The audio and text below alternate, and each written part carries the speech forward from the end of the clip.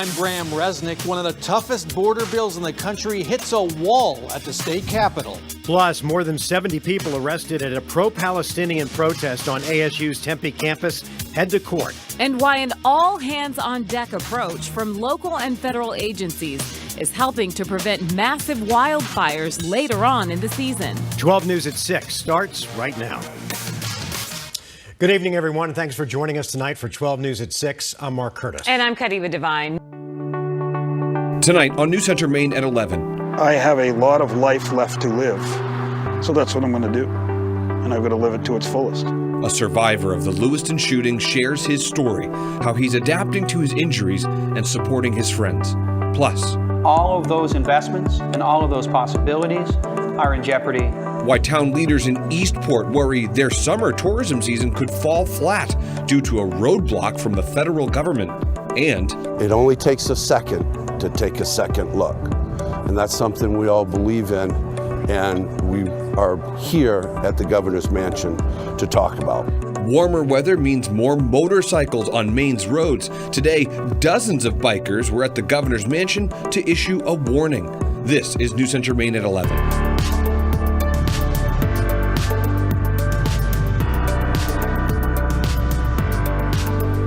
Thanks for joining us here on News Center Maine at 11. I'm Chris Costa in for Zach Blanchard. Now.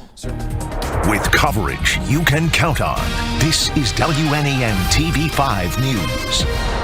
A mother recalling the terrifying moments her son and two others were injured in a bonfire explosion. Her warning for parents. It's cloudy over I-75 in Birch Run. A look at rain chances this week in your first alert forecast. A study in Saginaw County identifies health issues of its residents. We break down the data and what it means for you. Right now on Late News Tonight. A Rio Linda man shot after rushing home to confront an intruder. His condition and the state of the investigation tonight. Getting justice tonight. One man set to spend years behind bars for planting card skimmers on ATMs. New video tonight of this crazy fire. It closed a major highway for hours. Tracking building heat through our workweek forecast, as well as an increase in fire danger. Plus, another chain restaurant closing a California location. It's one of dozens to close. Late News Tonight on ABC 10 starts right now. And new tonight, a man is recovering after being shot. It comes after he confronted a suspect trying to break into his home. Good evening, I'm Chris Thomas. I'm Laura Painter. Deputies say a Thibodaux teen is recovering after she was set on fire, sexually abused, and shot at twice. Coming up, how a car crash in Texas led to the discovery of these details and an arrest of a couple in Terrebonne Parish. There are thousands that are slaughtered like he is every day, and it's just a waste. New developments in the fatal shooting of an NOPD officer coming up. Loved ones react to the first sentencing in the case. Well, so it is a big day for Saints fans. We'll show you what is in this new schedule for the season just ahead. From Fox 8, this is breaking news. Good afternoon, I'm Laura McCoy. And I'm Liz Reyes. Terrebonne Parish investigators call it a case of severe abuse and torture.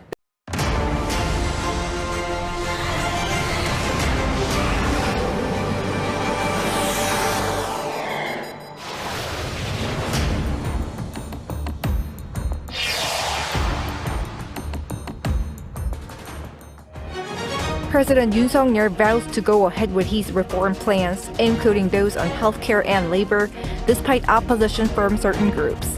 This as today he resumed his policy discussion sessions with citizens after the general election.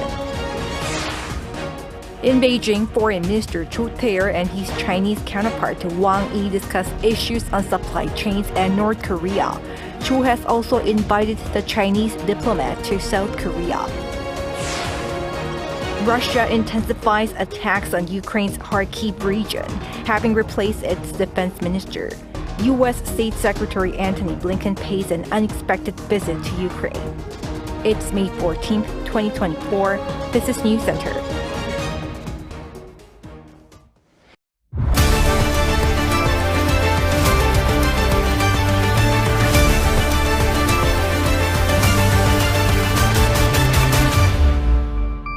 Thanks for tuning in to BTW 21 News. I'm Chad Hall. Today being Monday, the 6th. It's day 2 of the Kent School of Fashion's fashion show, and we're here to take a look around. TikTok's parent company will not be selling the social media platform amidst the new congressional bill. Find out how the company intends to respond. It's been 10 years since the Michigan Flint water crisis left Flint residents in need of clean water access. We have the updates on what the city has done so far for its residents. Ohio State students took to the streets of Columbus to protest Israel's war in Gaza as TV2 News starts right now.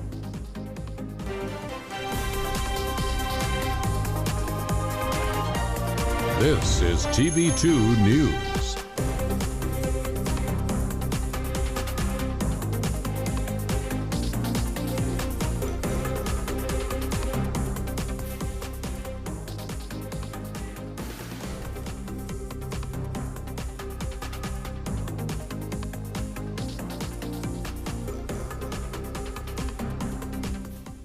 Good Friday evening, Portage County. Thank you so much for joining us on TV2 News for the final time this spring.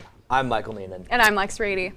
The WTWO Sports Desk has all local sports in the Wabash Valley. Football, basketball, baseball, and more. In-depth analysis, highlights, and scores. The Wabash Valley Chevy Dealers Sports Desk. Only on WTWO. For the most accurate and reliable local weather, trust Storm Team 10. Storm Team 10 helps keep you and your family safe, providing the important information you need to know. Storm Team 10 tracks severe weather, letting you know when it will strike your neighborhood. Storm Team 10 alerts you first in times of severe weather, staying with you until the storms have passed. For the most accurate and reliable local weather every newscast, every day, trust Storm Team 10. Coverage you can count on. Streaming from downtown Buffalo, this is 7 News at 11.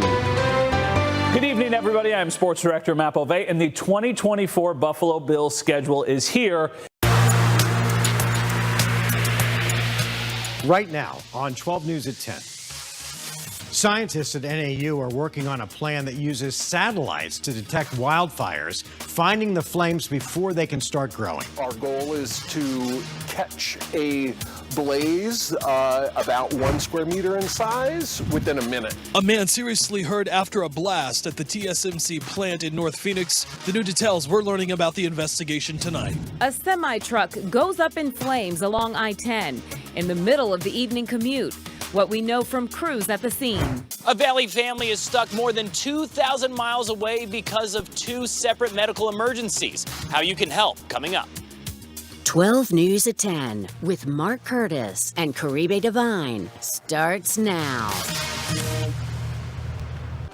And we begin tonight with new details about a blast that left a man dead at the TSMC plant under construction in North Phoenix.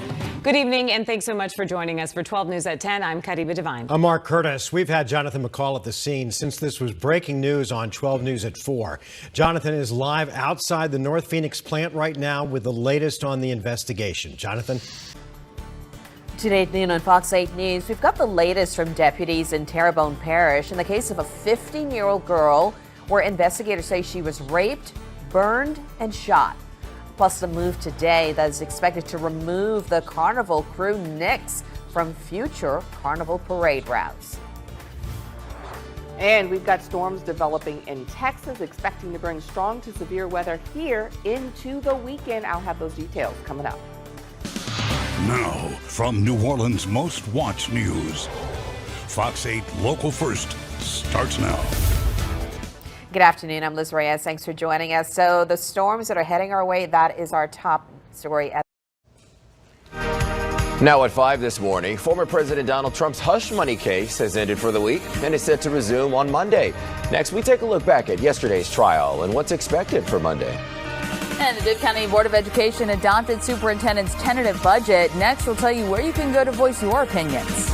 Well, overcast skies building in across central Georgia ahead of some rain on the Alabama-Georgia state line. We'll talk about that and some thunderstorm chances for your Friday. 13 WMAZ morning starts now. Good, finally, Friday morning, everybody. It's May 17th. It's 5 o'clock. I'm Frederick Price. I'm Caitlin Heck. And I'm meteorologist Alex Fry.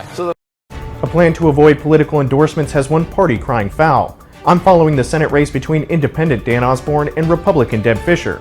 There's no Democrat in the race just yet, but that could be changing after a recent announcement by Osborne. More crashes on Dundee streets frustrating neighbors, what they've seen in recent months. More than 2,000 graduates are expected to fill all these seats here at UNO. Coming up, why this commencement ceremony is extra special for them.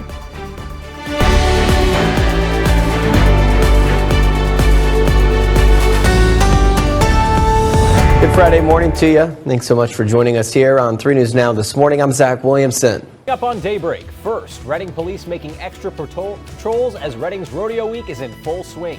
The arrests made so far and a look ahead at the events. Plus, Facial tattoos, neck tattoos, gang-related, those kind of tattoos. Shasta County agencies teaming up to kickstart a tattoo removal program for those who need it most. Then later, the big day is here for the Asphalt Cowboys. We're live in downtown Reading, packed for pancakes this morning, and how you can take part in the festive fun. It's Friday, May 17th, and Daybreak starts now. Live, local, breaking, news you can trust. This is the North States News Daybreak. Good morning, happy Friday. The time is 5 o'clock and welcome to Daybreak. I'm Preston Dunyan, filling in on the desk today for Nazi Javid, who's going to be live all morning out at the Asphalt Cowboys annual pancake breakfast. Fun stuff, exciting stuff, and we'll check in with her in just a bit. But KHOU 11 News at noon starts now. Now at noon, hurricane-force winds rip through buildings and uproot trees. At least 4 people are dead after the storm. And brick walls crumble in the face of ferocious storms. Right now, the cleanup only just beginning. And with hundreds of thousands of people in the dark, we are now facing a weekend of 90-degree weather, and many of us could be without air conditioning. These storms pushed through the area with so much force, you could see the destruction left behind. Right now, National Weather Service crews are out surveying the damage as so many of us are picking up. We mentioned the deaths in this storm. 4 have been confirmed, and at least 2 of those deaths were caused by falling trees. Coming up on News 15 at 9, we are tracking our next round of severe weather that will arrive potentially as soon as tomorrow afternoon. In fact, the National Weather Service has already issued flood watches in anticipation of some heavy rain. Plus, after that EF2 tornado touched down in St. Martin Parish, we hear from a retired longtime Henderson police officer who survived the storm. He recounts the terrifying moments as the twister struck his home. And the destruction left behind. Every tornado is rated from EF0 to EF5. But what does the ratings mean? Well, Storm Track 15 meteorologist Michael Crowley answers tonight's good question. You're watching News 15 at 9. Honored as the state's best newscast by the Louisiana Association of Broadcasters. Well, hello and good evening. I'm Jeff Horchak. And I'm Lauren Ailes. Thank you for choosing News 15 at 9. We begin with the Storm Track 15 alert for the possibility of more severe storms and flooding come tomorrow and Friday. And Storm Track 15 Chief Meteorologist Doppler Dan Romano is tracking the very latest this evening. You're watching News 15 at noon. Honored as the state's best newscast by the Louisiana Association of Broadcasters. Good afternoon and welcome to News 15 at noon. I'm Taylor Trichet. Thank you for joining us. Now on KEZI 9 News at 11, a Eugene couple is sharing their story after they were attacked downtown, all because they didn't have a cigarette. Why they say this situation will leave them scarred for years to come. Plus, 4 athletes from Mackenzie Track and Field are competing for the state championship at Hayward Field. Their journey as the first student athletes from Mackenzie High School to make it to state in 6 years. And cooler, cloudier weather is just on the horizon, but we get another sunny day tomorrow. We'll break it all down and what we expect tomorrow morning. It's KZI 9 News 11 starts right now. Live, local, late breaking. This is KEZI 9 News at 11. A Eugene couple continues to recover tonight after they were left battered, bloodied, and bruised in downtown Eugene. Now on KEZI 9 News this morning, it's looking like a little bit of a different start, but it'll still be beautiful in the afternoon. With a backlog of over 13,000 unemployment claims, the Oregon Employment Department is now making some changes that could impact you. And Oregon now has another pro-Palestinian student encampment, this time over at Oregon State University. We hear their demands. And one couple is speaking out after they say they were attacked by a group of men in downtown Eugene on Saturday night. The pictures that they're sharing with us will show you as KZI 9 News This Morning starts right now. Live, local, late breaking. This is KEZI 9 News This Morning. And we begin this morning with a live look out over Eugene, where we're seeing that sunrise come up over the hills. And gosh, what a better way to start. I can't think of a better way to start your Friday. Sit, Ubu, sit. Good dog.